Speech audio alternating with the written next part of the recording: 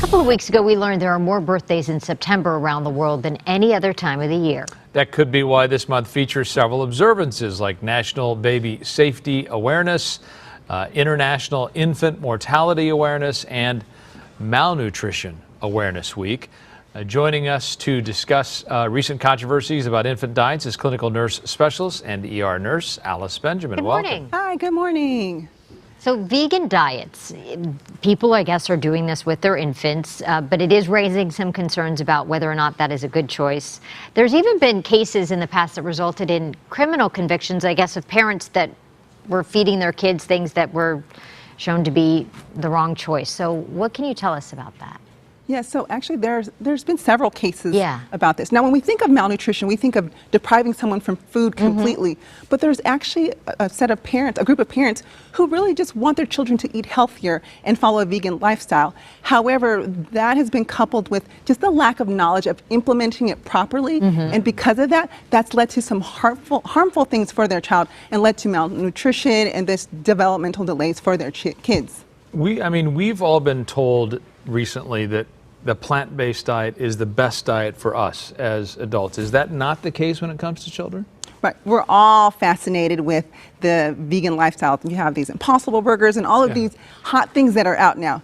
Now, with vegetarian and vegan diets, yes, they are shown to be healthy, right? They decrease your chances of heart disease, cancer, diabetes, and all of these things. However, as adults, our nutritional needs are a lot different from children. During their growth and development at different stages, they need different things than we as adults. You always hear, too, that children, at least I remember my pediatrician saying milk is very important for brain development, cow's milk. And then you hear other studies that say, no, it's not. I think parents are just hearing so much different stuff coming at them. They don't know what to think anymore. Right. It can be very confusing. And even consulting with your health professional, we need to know a lot more about nutrition as well.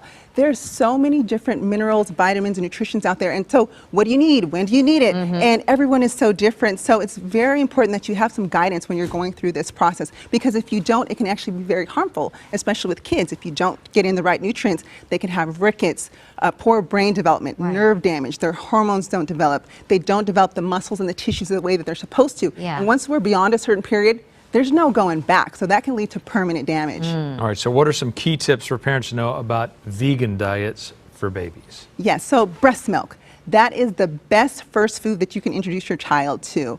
And breastfeeding for as long as possible. Now, if breastfeeding is not an option, there are soy-based formulas that are fortified that you can give your child. So don't confuse that with breast milk, or excuse me, confuse that with soy milk.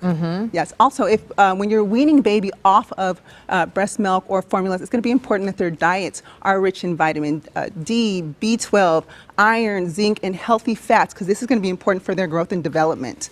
And you'll also want to walk hand in hand with your pediatrician and nutritionist in this journey, because they're going to tell you what your child needs and when they need it, because what your 1-year-old needs is different from your 10-year-old versus your 16-year-old. And also, you're going to need to be creative with your shopping, right?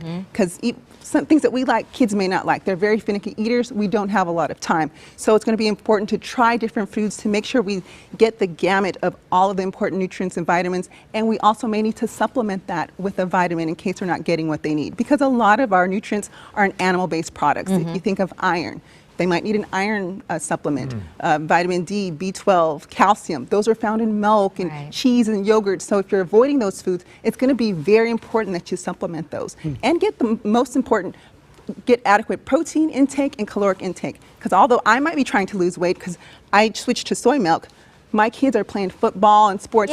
They need that vitamin D, that milk, and that protein. So what they eat needs to be different from what mommy eats, because mommy's trying to lose weight. They're not trying to lose weight. Right. Alice Benjamin, an emergency room RN and clinical nurse specialist. You can follow her on social media. Also check out our website, asknursealice.com. Thank you so much. Thank you.